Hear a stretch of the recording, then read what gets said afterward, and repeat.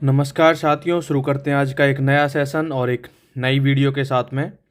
तो यहाँ मैं तुम्हें मोस्ट इम्पोर्टेंट क्वेश्चंस जो प्रीवियस ईयर्स के सी टेट के आए हुए क्वेश्चंस हैं वो यहाँ तुम्हें कराने जा रहा हूँ। और ये बुक जो है मैं जिसमें से तुम्हें करा रहा हूँ, ठीक है, अरिहंत पब्लिकेशन है, ठीक है, इसमें से मैं तुम्हें ये कराने जा रहा हूँ क्वेश्चंस। तो बने रहिए साथियों इसी तरीके से। शुरू करते हैं पहला क्वेश्चन आज का। निम्नलिखित में से कौन सा बच्चों के संवेगात्मक विकास के लिए सर्वाधिक उपयुक्त है? ठीक है, निम्नलिखित में से कौन सा बच्चों के संवेगात्मक विकास के लिए सर्वाधिक उपयुक्त है? तो सर्वाधिक उपयुक्त क्या होगा, देखते हैं। ऑप्शंस में से कक्षा कक्ष का प्रजातांत्रिक परिवेश, अध्यापकों की कोई भी सहभागिता नहीं, भाई सहभागिता नहीं होगी तो नेगेटिव जा रहा है, टीचर्स की तो चाहिए ही चाहिए। कक्षा कक्ष का नियंत्रित परिवेश, ये थोड़ा पॉजिटिव है। कक्षा कक्ष का अधिकारवादी परिवेश, अधिकारवादी नहीं होना चाहिए, ठीक है। तो संवेगात्मक विकास के लिए सर्वाधिक उपयुक्त है बच्चों के लिए कि प्रजातांत्रिक परिवेश, ठीक है, उन्हें दिया जाए। कक्षा कक्ष का जो परिवेश होना चाहिए वो प्रजातांत्रिक होना चाहिए, ठीक है। नियंत्रित कह सकते हैं, लेकिन जब कहेंगे कि कठोर उन पर डिसिप्लिन लगा दिया तो उसमें भी वो मतलब ज़्यादा अच्छे तरीके से, ज़्यादा कठोर अनुशासन में भी नियंत्रण, बिल्कुल ज़्यादा कंट्रोल रखेंगे तो भी वो नहीं कर पाएंगे। तो ये भी थोड़ा सा नेगेटिव हो जाता है। जो ज़्यादा पॉजिटिव आंसर जाता है वो ये जाता है। और सी टेट में हमें यही देखना होता है। हमें बहुत से क्वेश्चंस तो ऐसे आते हैं, बस हम उनकी पॉजिटिव सेंस देखें तो उसी से आंसर पता चल जाता है। ना भी पढ़ा हो तब भी सेंस से पता चल जाता है, ठीक है। यही पहचान करनी है हमें सी टेट में। नेक्स्ट क्वेश्चन हमारा कहता है, निम्नलिखित में से कौन सा एक उपयुक्त रचनात्मक आकलन कार्य नहीं है? ठीक है, रचनात्मक जो आकलन होते हैं सबसे पहले हमें उनमें यह पता होना चाहिए कि किस तरीके के कार्य उसमें होते हैं। खुले अंत वाले प्रश्न रचनात्मक में होते हैं। परियोजना कार्य रचनात्मक होता है। अवलोकन भी रचनात्मक आकलन में ही होता है। ये सारे रचनात्मक आकलन में होते हैं। लेकिन विद्यार्थियों का योग्यता क्रम निर्धारित करना ये रचनात्मक आकलन में नहीं आता है, ठीक है भाई। नेक्स्ट क्वेश्चन देखते हैं हम। हमारा नेक्स्ट क्वेश्चन दिया है कि एक प्रभावशाली अध्यापिका होने के लिए यह महत्वपूर्ण है कि पुस्तक से उत्तरों को लिखवाने पर बल देना। नहीं हो सकता।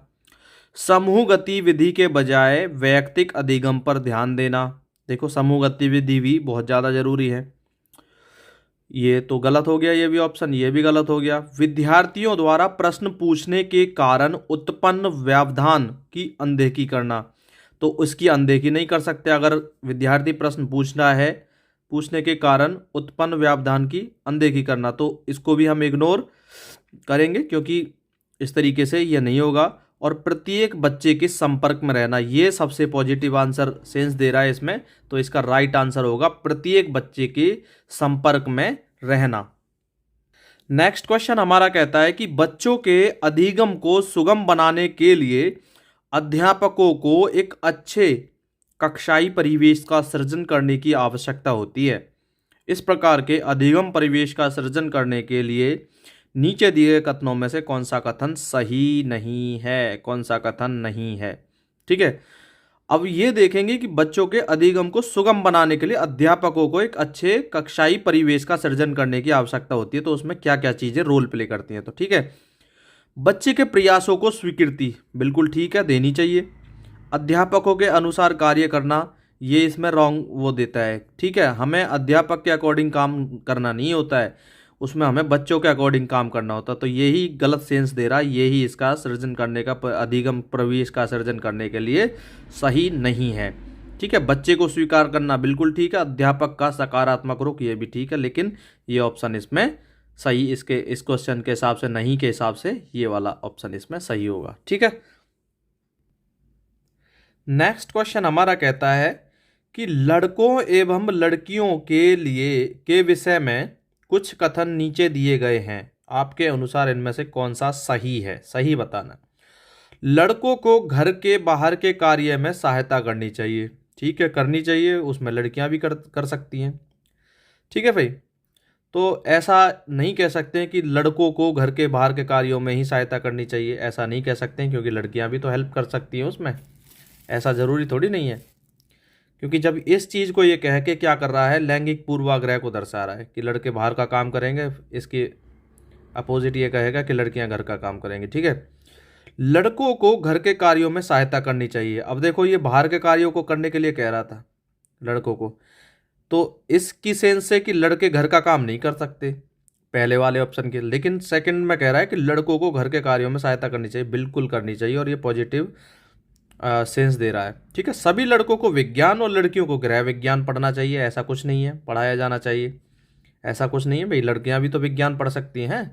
ठीक है, लड़कियों को घर के कार्यों में सहायता करनी चाहिए, लड़कियों को ही थोड़ी नहीं करनी चाहिए, लड़कों को भी करनी चाहिए। ठीक है भाई, तो इसका राइट आंसर होगा कि लड़कों को भी घर के कार्यों में सहायता करनी चाहिए, तो इसका राइट आंसर ये होगा। ठीक है भाई।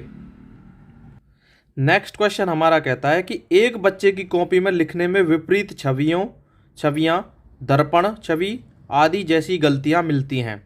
इस प्रकार का बच्चा लक्षण प्रदर्शित कर रहा है, तो वो कौन से लक्षण प्रदर्शित कर रहा है? अधिगम में असुविधा के, अधिगम में असक्ता के, अधिगम में कठिनाई के, अधिगम में समस्या के। तो ये है अधिगम असक्तता। ठीक है, अधिगम असक्ता है, वो गलतियां कर रहा है कॉपी में लिखने में कुछ। ठीक है, देखते हैं फिर नेक्स्ट क्वेश्चन। शिक्षार्थियों के ज्ञान अर्जन में सहायता करने के क्रम में अध्यापकों को किस पर ध्यान केंद्रित करना चाहिए? ठीक है, सुनिश्चित करना कि शिक्षार्थी सब कुछ याद करते हैं, शिक्षार्थी के द्वारा प्राप्त किए गए अंकों और ग्रेडों पर, शिक्षार्थी को सक्रिय सहभागिता के लिए शामिल करना। ये इसका राइट आंसर होगा, बिल्कुल पॉजिटिव सेंस में जा रहा है। ठीक है, शिक्षार्थी द्वारा अधिगम की अवधारणाओं में कुशलता प्राप्त करना, ये भी पॉजिटिव में जा रहा है, लेकिन जो सबसे ज़्यादा सक्रिय सहभागिता, ठीक है, तो ये इसमें बिल्कुल सही जा रहा है। ठीक है, बिल्कुल ये राइट आंसर होगा इसका, थर्ड। नेक्स्ट हमारा क्वेश्चन कहता है कि अध्यापक के दृष्टिकोण से प्रतिभाशीलता किसका संयोजन है? तो ये है भाई, इसे याद रख लेना, उच्च योग्यता, उच्च सृजनात्मकता, उच्च वचनबद्धता। ये इसका राइट आंसर है। ये क्रम पूछा जा सकता है, तो रिपीट हो सकता है क्वेश्चन, इसको याद कर लेना। प्रतिभाशीलता, अध्यापक के दृष्टिकोण से प्रतिभाशीलता किसका संयोजन है? उच्च योग्यता, उच्च सृजनात्मकता, उच्च वचनबद्धता। इसका राइट आंसर होगा। क्वेश्चन नंबर 9 हमारा कहता है कि एनसीएफ 2005 के अनुसार गलतियां इस कारण महत्वपूर्ण होती हैं। तो क्या कहता है? यह शिक्षार्थियों को उत्तीर्ण और अनुत्तीर्ण समूह में वर्गीकृत करने के लिए महत्वपूर्ण उपकरण है। ठीक है, आगे देखते हैं। यह अध्यापकों को बच्चों को डांटने के लिए एक तरीका उपलब्ध कराती है, ऐसा कुछ नहीं होता है, ये बिल्कुल गलत है। यह बच्चे के विचार की अंतर्दृष्टि उपलब्ध कराती हैं तथा समाधानों को पहचानने में सहायता करती हैं। इसका राइट आंसर होगा, जो इसका बेस्ट ऑप्शन थर्ड होगा। ठीक है भाई, ये इसका राइट आंसर है। नेक्स्ट क्वेश्चन हमारा कहता है आउट ऑफ द बॉक्स। ये तुम्हें रटना पड़ेगा, आउट ऑफ द बॉक्स, ठीक है, किससे संबंधित है? ठीक है भाई, तो ये अनुकूल चिंतन, स्मृति आधारित चिंतन, अभिसारी चिंतन या अपसारी चिंतन। आउट ऑफ द बॉक्स, देखो भाई ये बॉक्स है, ठीक है, ये मैं यहां बना देता हूं तुम्हें, यहां पर ये बॉक्स दिया हुआ है। अगर चिंतन चारों तरफ इस बॉक्स के आउट जा रहा है, मीन्स चारों तरफ है, तो यह अपसारी, मीन्स अपसारी का मतलब हो जो किरणें फैलती हैं, अपसारी और वो पढ़ाया जाता है ना, अभिसारी और अपसारी दर्पण, वो पढ़ाए जाते हैं। अपसारी का मतलब है कि चारों तरफ फैलना रेज का। ठीक है, तो यही मीनिंग यहां से बनाओगे तुम, आउट ऑफ द बॉक्स, की बॉक्स से बाहर जा रही हैं, तो मतलब अपसार हो रहा है, फैल रही हैं। ठीक है, अपसारी चिंतन होगा। ठीक है भाई, इस तरीके से इसका राइट आंसर होगा, ये कनेक्ट कर लेना अपसारी चिंतन को। नेक्स्ट क्वेश्चन हमारा कहता है कि शिक्षण में अध्यापकों के द्वारा विद्यार्थियों का आकलन इस अंतर्दृष्टि को विकसित करने के लिए किया जा सकता है।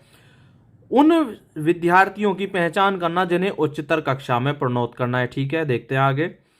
उन विद्यार्थियों को प्रोन्नत न करना जो विद्यालय के स्तर के अनुकूल नहीं है। ठीक है, आगे देखते हैं। शिक्षार्थियों की आवश्यकता के अनुसार शिक्षण उपागम में परिवर्तन करना, बिल्कुल ठीक है, देखते हैं आगे। कक्षा में प्रतिभाशाली और कमजोर विद्यार्थियों के समूह बनाना। देखो, अब जो हम करते हैं वो देखो इस तरीके से करते हैं कि प्रतिभाशाली बच्चों के और कमजोर बच्चों के समूह बना देते हैं, हम अपने तरीके से ये सोचते हैं। ठीक है, लेकिन इसका ये जो राइट आंसर होगा वो ये होगा, शिक्षार्थियों की आवश्यकता के अनुसार, जो उन्हें जिस तरीके की आवश्यकता है विद्यार्थियों को, ठीक है, छात्रों को, शिक्षण उपागम में परिवर्तन करना। जिस तरीके से वो चाह रहे हैं पढ़ना, जिस तरीके से उनके समझ में ईजी आ रहा है, ठीक है, उस तरीके से हमें जो उपागम है, शिक्षण के विधियां हैं, जो भी उनमें परिवर्तन टाइम टू टाइम हमें करना चाहिए। बच्चों के अकॉर्डिंग चलना है, मीन्स ये है बाल केंद्रीय शिक्षा का मतलब ही ये है कि हमें बच्चों के अकॉर्डिंग चलना है। ठीक है भाई, नेक्स्ट क्वेश्चन हमारा देखते हैं। अधिगम अनुभवों को इस प्रकार से आयोजित किया जाना चाहिए जिससे अधिगम को सार्थक बनाया जा सके। नीचे दिए गए अधिगम अनुभवों में से कौन सा बच्चों के लिए सार्थक अधिगम को सुगम नहीं बनाता है? तो देखते हैं, विषय वस्तु की केवल याद करने के आधार पर पुनरावृत्ति। ठीक है, तो इसका नहीं बनाता है कहा है। विषय वस्तु पर प्रश्न पूछ बनाना, प्रकरण पर परिचर्चा और वाद विवाद करना, प्रकरण पर प्रस्तुतिकरण। तो ये तो राइट आंसर है, लेकिन जो इसमें पूछा है कि सुगम नहीं बनाता है, तो ये है विषय वस्तु की केवल याद करने के आधार पर पुनरावृत्ति। ये इसका राइट आंसर होगा इस क्वेश्चन के हिसाब से, क्योंकि इसने बोला है कि सार्थक अधिगम को सुगम नहीं बनाता है, तो नहीं ये रहेगा। ठीक है, फिर नेक्स्ट देखते हैं, बच्चों को शाब्दिक या गैर शाब्दिक दंड देने का परिणाम होता है उन्हें कार्य करने के लिए प्रेरित करना। भाई दंड देंगे, शाब्दिक हो चाहे गैर शाब्दिक हो, लेकिन प्रेरित कैसे कर पाएंगे उन्हें? बच्चे की छवि की सुरक्षा करना, उनके अंकों में सुधार करना, उनके स्वयं के प्रति अवधारणा को नष्ट करना। तो इसका राइट आंसर होगा, अगर हम उन्हें शाब्दिक या गैर शाब्दिक दंड देने का जो परिणाम होता है उनके स्वयं के प्रति अवधारणा को नष्ट करते हैं। ठीक है, नेक्स्ट क्वेश्चन हमारा कहता है, निम्नलिखित में से कौन प्रारंभिक बाल्यावस्था अवधि के दौरान उन भूमिकाओं एवं व्यवहारों के बारे में जानकारी प्रदान करते हैं जो एक समूह में स्वीकृत हैं? तो भाई बहन एवं अध्यापक, अध्यापक एवं साथी, साथी एवं माता पिता, माता पिता एवं भाई बहन। तो इसका राइट आंसर ये होगा। देखते हैं नेक्स्ट क्वेश्चन। विद्यार्थियों को स्वच्छता के लिए प्रेरित करने हेतु उन्हें स्वच्छता समिति का सदस्य बनाना प्रतिबिंबित करता है। क्या प्रतिबिंबित करता है? कि प्रेरणा की सामाजिक सांस्कृतिक संकल्पनाएं। ठीक है, ये इसका राइट आंसर होगा। प्रेरणा का व्यवहारवादी उपागम, प्रेरणा का मानवतावादी उपागम, प्रेरणा का संज्ञानात्मक। तो ये है सामाजिक और सांस्कृतिक उपागम। ठीक है, संकल्पनाएं, इसका राइट आंसर होगा। नेक्स्ट क्वेश्चन देखते हैं। नेक्स्ट क्वेश्चन क्या कहता है हमारा, निम्नलिखित में से कौन सा आयु समूह परवर्ती बाल्यावस्था श्रेणी के अंतर्गत आता है? तो यह 11 से 18 वर्ष, 18 से 24 वर्ष, जन्म से 6 वर्ष या 6 से 11 वर्ष। तो इसका राइट आंसर होगा 6 से 11 वर्ष। ठीक है भाई, देखते हैं नेक्स्ट क्वेश्चन क्या कहता है कि आर्जव तर्क देता है कि भाषा विकास व्यक्ति की नैसर्गिक प्रवृत्ति से प्रभावित होता है, जबकि सोनाली महसूस करती है कि यह परिवेश से प्रभावित होता है। आर्जव और सोनाली के बीच यह चर्चा किस विषय में है? तो चुनौतीपूर्ण तथा संवेदनशील भावना, स्थिरता तथा अस्थिरता पर बहस, सतत एवं असतत अधिगम, या प्रकृति तथा पालन पोषण पर वाद विवाद। तो इसका राइट आंसर होगा प्रकृति तथा पालन पोषण पर वाद विवाद। नेक्स्ट क्वेश्चन हमारा कहता है कि अध्यापिका ने ध्यान दिया कि पुष्पा अपने आप किसी एक समस्या का समाधान नहीं कर सकती, फिर भी वह एक वयस्क या साथी के मार्गदर्शन की उपस्थिति में ऐसा करती है। तो इस मार्गदर्शन को क्या कहते हैं?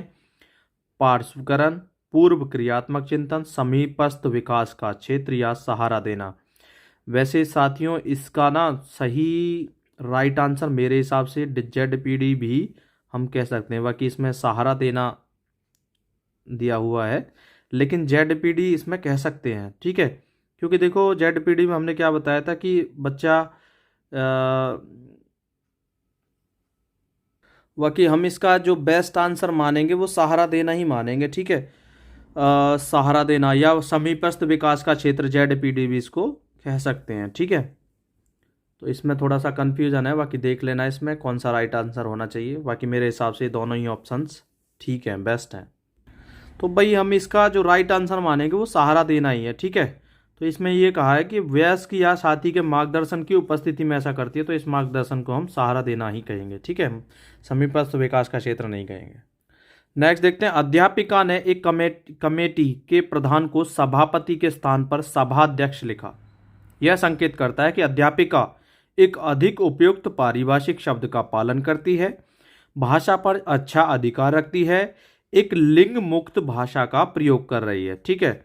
सभापति और यह सभाध्यक्ष, तो उसने एक लिंग मुक्त भाषा का प्रयोग किया है, ना तो वो किसी लेडीज को ज़्यादा वो कर रही है, ठीक है। क्योंकि सभापति कहेंगे तो मीन्स हम मानेंगे कि कोई मेल है, ठीक है, जेंट्स है।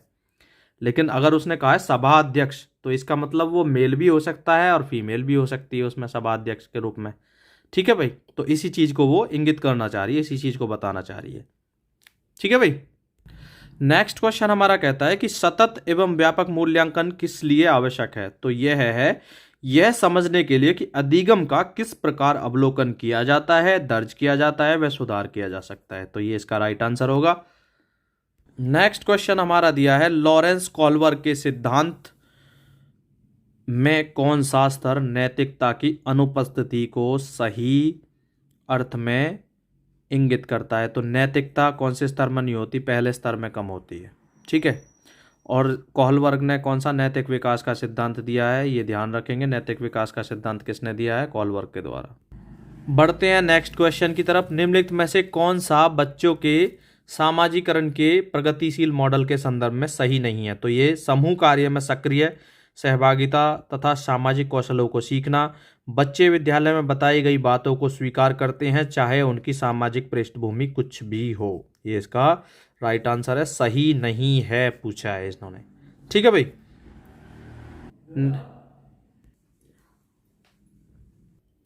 नेक्स्ट क्वेश्चन है, अधिगम में आकलन किस लिए आवश्यक होता है। तो ये ग्रेड एवं अंकों के लिए, जांच परीक्षण के लिए, प्रेरणा के लिए, पृथक्करण और श्रेणीकरण के उद्देश्य को प्रोत्साहन देने के लिए। तो ये इसका राइट आंसर होगा, प्रेरणा के लिए। नेक्स्ट है, प्रचलित योजनाओं में नई जानकारी जोड़ने को अन्य किस नाम से जाना जाता है। प्रचलित योजनाओं में नई जानकारी जोड़ने को क्या कहा जाता है, आत्मसातकरण, ठीक है, एसिमिलेशन। नेक्स्ट क्वेश्चन हमारा कहता है कि हम सभी अपनी बुद्धि, प्रेरणा, अभिरुचि आदि के संदर्भ में भिन्न होते हैं। यह सिद्धांत से संबंधित है, किससे संबंधित है। देखो बुद्धि, प्रेरणा, अभिरुचि ये सभी के संदर्भ में हम भिन्न होते हैं, तो ये क्या है, वैयक्तिक विभिन्नता है, वैयक्तिक भिन्नता है, ठीक है। वंचित समूहों के विद्यार्थियों को सामान्य विद्यार्थियों के साथ साथ पढ़ाना चाहिए। इसका अभिप्राय क्या है कि ये समावेशी इंक्लूसिव एजुकेशन है, समावेशी शिक्षा से संबंधित है, ठीक है भाई। कोई भी नाराज हो सकता है, यह आसान है, परंतु एक सही व्यक्ति के ऊपर सही मात्रा में, सही समय पर, सही उद्देश्य के लिए तथा सही तरीके से नाराज होना आसान नहीं है। यह संबंधित है संवेगात्मक विकास से। तो ये किससे संबंधित है, संवेगात्मक विकास से। विकृत लिखावट से संबंधित लिखने की योग्यता में कमी किसका एक लक्षण है। तो ये होगा तुम्हारा डिस्ग्राफिया। डिस्ग्राफिया होता है लिखने संबंधी जो दिक्कत होती है उसको डिस्ग्राफिया कहते हैं, और पढ़ने में अगर दिक्कत होती है तो डिसलेक्सिया कहते हैं, और डिसकैलकुलिया होता है तो मैथ में कमज़ोर, कैलकुलेशंस करने में दिक्कत होती है तो वो डिसकैलकुलिया होता है, ठीक है। ये तीनों चारों याद रखना बहुत ही इंपॉर्टेंट है। ये पढ़ने में विकार से है, ये गणितीय गणनाओं के विकार से है, ये ठीक है। इस तरीके से ये दो दिए हैं, तीसरा ये दिया हुआ है। पियाजे के सिद्धांत के अनुसार निम्नलिखित में से कौन सा व्यक्ति के संज्ञानात्मक विकास को प्रभावित नहीं करेगा। ठीक है, पियाजे के सिद्धांत के अनुसार निम्नलिखित में से कौन सा व्यक्ति के संज्ञानात्मक विकास को प्रभावित नहीं करेगा, तो ये कौन सा होगा? सामाजिक अनुभव। ठीक है, इसका राइट आंसर होगा। नेक्स्ट क्वेश्चन इनमें से हमारा क्या कहता है, इनमें से कौन सा त्रितंत्रीय सिद्धांत व्यवहारिक बुद्धि का अभिप्राय नहीं है? तो पर्यावरण का पुनर्निर्माण करना, केवल अपने विषय में व्यवहारिक रूप से विचार करना। तो इसका ये सही आंसर होगा, क्योंकि अभिप्राय नहीं है, व्यवहारिक बुद्धि का अभिप्राय नहीं पूछा है, तो इसका सही आंसर होगा केवल अपने विषय में व्यवहारिक रूप से विचार करना। ठीक है साथियों, इसी तरीके से बने रहिए, वीडियोस को देखते रहिए, लाइक शेयर और सब्सक्राइब चैनल को ज़रूर करते रहें। अपने साथी जो भी तुम्हारे साथी टीचिंग से रिलेटेड एग्जाम्स की तैयारी कर रहे हैं, वो उनके लिए क्वेश्चंस बहुत ही महत्वपूर्ण है, उनके लिए वीडियोस बहुत महत्वपूर्ण है, क्योंकि हम टीचिंग से रिलेटेड एग्जाम्स की तैयारी करा रहे हैं। ठीक है साथियों, इसी तरीके से देखते रहिए, सब्सक्राइब करते रहिए और वीडियोज़ को शेयर करते रहिए। Thank you so much.